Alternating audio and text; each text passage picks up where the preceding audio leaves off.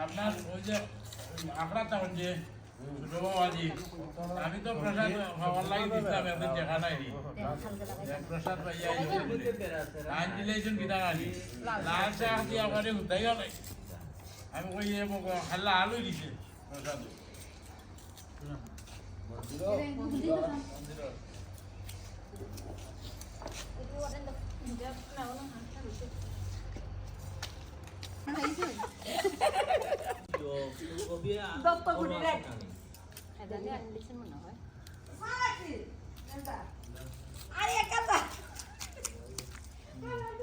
আইছে ওখানে কান্দা গাইতে চাই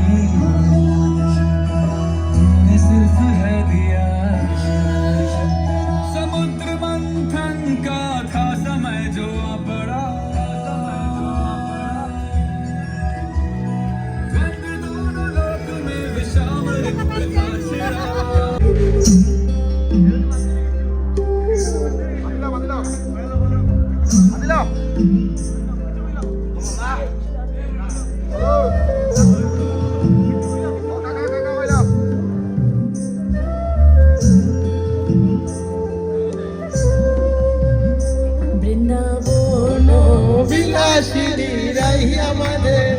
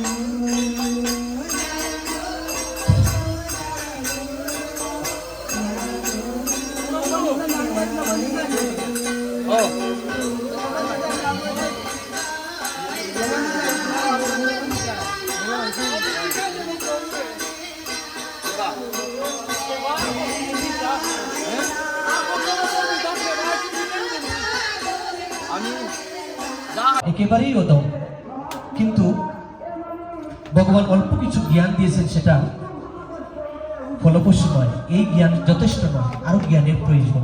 কৃপা করবেন আপনারা, আমি যেন ভগবানের কাছ থেকে জ্ঞান আহরণ করতে পারি। সরস্বতী, কিছুদিন আগে তুমি পুত্র সন্তানের জন্য কাঁদলে, এখন আবার কান্না করছো কেন? বলে বাবা, এমন এক সন্তান দিয়েছো, তার হাত নেই, তার পা নেই, তার মুখমণ্ডল নেই, মাংসের একটা টুকলা দিয়েছো, ওইটা কোলে নিয়ে কাঁদছি। তুমি আমাকে একটা সন্তান দিলে, এইভাবে দিলে কেন? তখন ব্রহ্মা বলছেন, তোমার বাড়িতে 1 বছর যাবৎ তুমি গীতা ভাগবত পাঠ করো, 1 বছর যাবৎ গীতা ভাগবত পাঠ করে তাকে শ্রবণ করাও, তারপর দেখো কি হয়।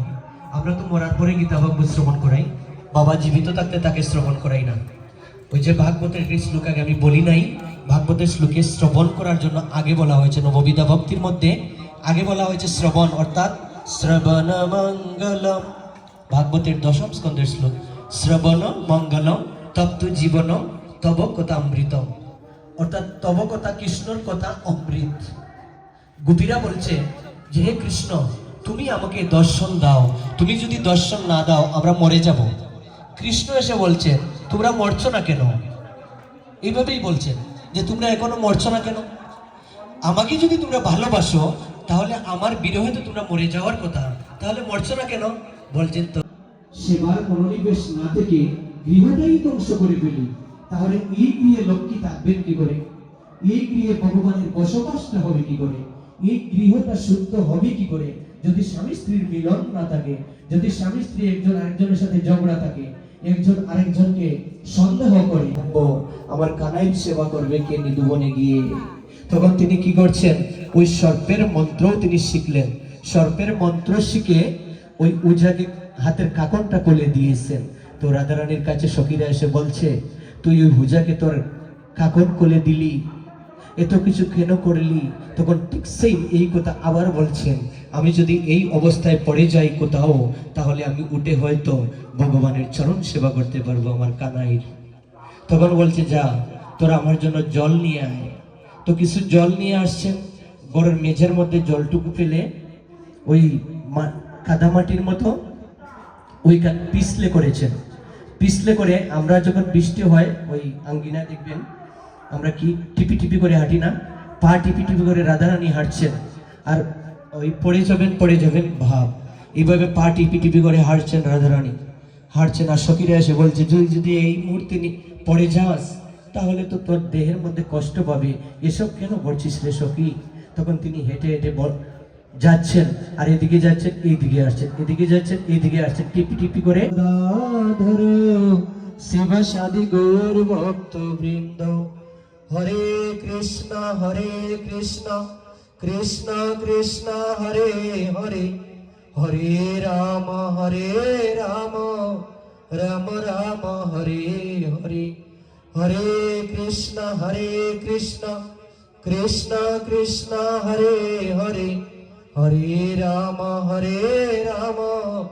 রাম রাম হরে হরে, হরে কৃষ্ণ কৃষ্ণ কৃষ্ণ হরে হরে, হরে রাম রাম রাম হরে হরে। ওম यदस्करं परिभ्रष्टं मात्राहीनं च यद् भवेत् परिणाम भवति तत्सर्वं तत्प्रसादात् श्रीश्वरः। শুধু গৌর ভক্ত মণ্ডলী আমাকে ক্ষমা করবেন, অনেক কষ্ট দিয়েছি মা, সবাই ক্ষমা করবেন। আর আমার ভুল ত্রুটি হয়েছে, সবাই ক্ষমা করে দিবেন। বাঞ্ছা কল্পতরুভ্যশ্চ কৃপা সিন্ধুভ্যেব চ প্রতিতান প্রবণেভ্যো বৈষ্ণবেভ্যো নমো নমঃ। বৈষ্ণব এদিকে আসো।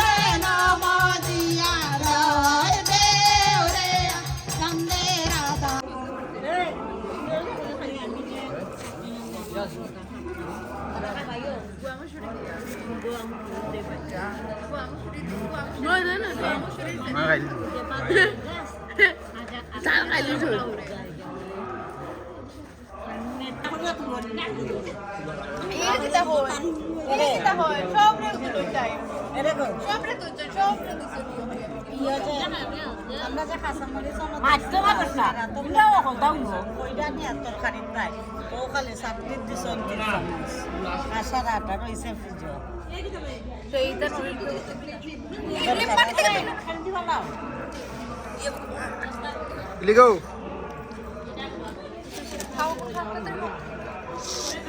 ইউলি খারানি পাপারা দাও নাম কিতা ইউলি পিউলি ইউলি ইউলি ইয়া